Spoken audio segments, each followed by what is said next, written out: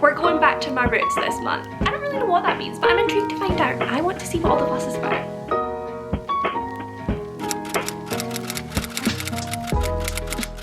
Hi everyone, welcome back to my channel, or welcome if you are new. For today's video we are doing my November TBR, aka all the books I want to read in November. October is finished and along with it spooky season is gone too. However, I'm not quite ready to let go of all the spooky vibes just yet. So some vampire books have made their way onto this TBR, but we do have a bit of a mix. We've got those, we've got some thrillers, we've got some romance, we've got a bit of everything. This month is quite a mood reading month, I think. I feel like I need something that's out with the bounds of a readathon, out with the bounds of any sort of prompts or anything like that. I just want to read anything I want to read. That's not to say that I didn't absolutely love the readathons last month. Spookathon was absolutely incredible and I enjoyed every second of it. However, your gal is a mood reader at heart and that's what I need to do. So if you would like to know all about the books on my November TBR, then just keep watching. So first on the list for November, we have a series, a full series, and that is something I have not done in a very long time. I've kind of got into the habit of reading one book in a series, having a break, reading the next one, having a break, reading the next one, and so on. However, when I was in high school, my absolute love for reading started with binge reading YA vampire series. So we're going back to my roots this month. Last month I read Mina and the Undead by Amy McCaw, and if you've watched any of my videos recently you will know I was absolutely obsessed with that book, and it has reawakened all of the YA vampire feels within me. So we are going to be trying out a series this month that I have never read, and that is the Vampire Academy series by Richelle Mead. So there are 6 books in this series, starting off with Vampire Academy obviously, and then we have Frostbite, Shadow Kiss, Blood Promise, Spirit Bound, and finally Last Sacrifice. So the plan for the beginning of this month is to start off strong with a binge read of an entire YA vampire series, and let me tell you, I am so excited about it. I'm not going to hold up all the books, I'm just going to hold up the first one just now because they is heavy. So this one follows the main character of Lissa, I believe, who is a mortal vampire, meaning I assume she is one of the only vampires that can actually be killed as opposed to immortal vampires. I don't really know what that means, but I'm intrigued to find out. Her and her best friend Rose are dragged back into the gates of St. Vladimir's Academy, where they must survive a world of forbidden romances, a ruthless social scene, and terrifying nighttime rituals. But above all, they must never let their guard down, lest the immortal vampires take Lissa forever. Basically, I have no idea what this series is really about, apart from the fact that it has vampires, it has a bit of YA romance, and it is set, obviously, within an academy, a school setting. So I am hugely excited for this. It reminds me of all the series that I used to binge when I was younger, such as the House at Night novels, the Morganville books.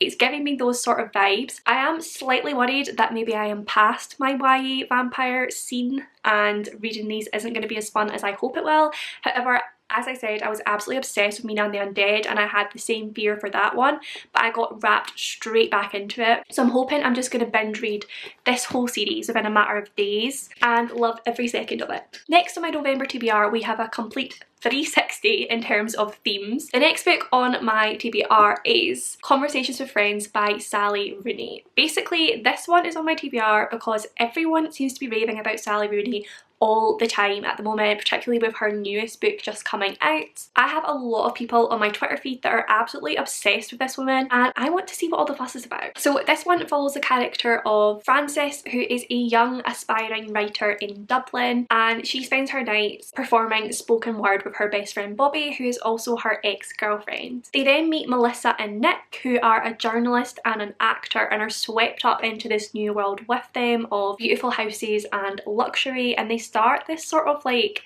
it says a menage a quatre.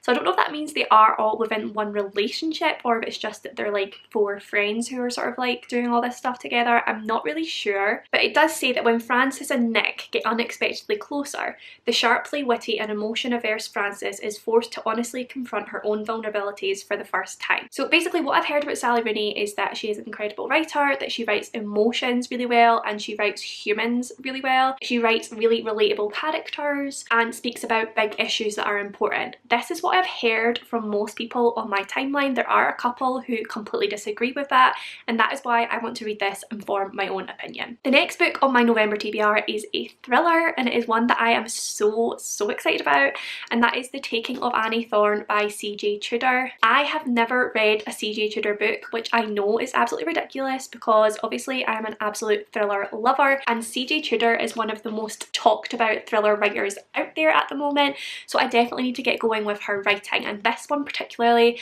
I've heard a lot of good things about, so I'm really excited to finally be getting round to it. So this one follows a character who will remain nameless because it is not on the blurb, but basically it's like, I'm assuming it's a girl.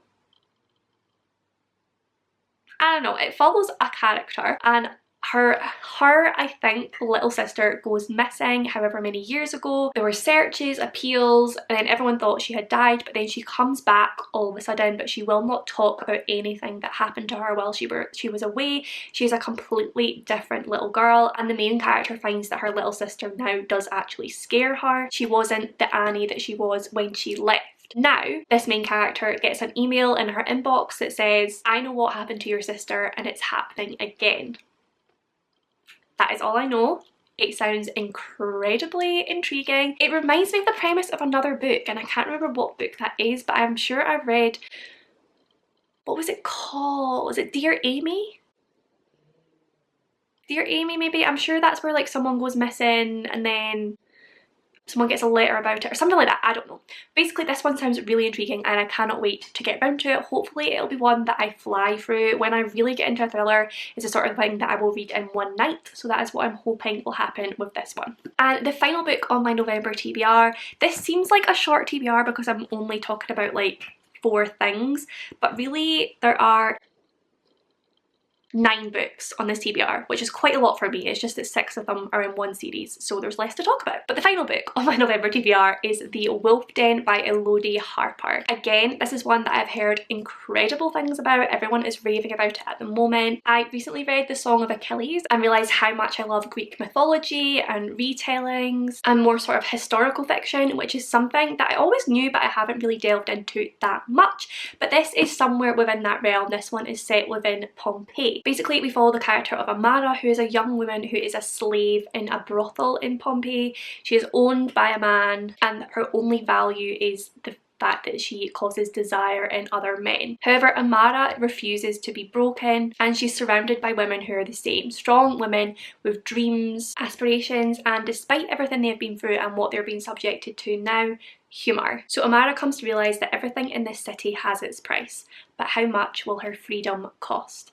And this is actually the first book in a trilogy of novels, all reimagining the lives of women in Pompeii, and it just sounds absolutely incredible. It sounds like it's going to be so compelling, full of strong female characters, which we know I love to read about, as well as I feel like it's just going to be so well told. It's going to have such a beautiful setting, yet a dark one obviously, and I'm really interested to see what happens at the end of this trilogy with it being set in Pompeii. Obviously we're not going to find that out this month or anytime soon, but I'm really excited to start this series. So that is it for my November TBR. We have 9 books on here, which as I said is a little bit ambitious for me because yeah, I've not been doing great with my reading recently just because I've been so busy with uni, but fingers crossed, I feel like these are all the sort of books that I will fly through. So I'm hoping it's going to be a really good reading month for me. All sorts of genres in there to hopefully keep me interested. Let me know if you have read any of these books and what you thought of them. Whether your thoughts are good or bad, I would still love to know. Let me know what is on your TBR for this month as well. If you did manage to make it to the end of this video, then do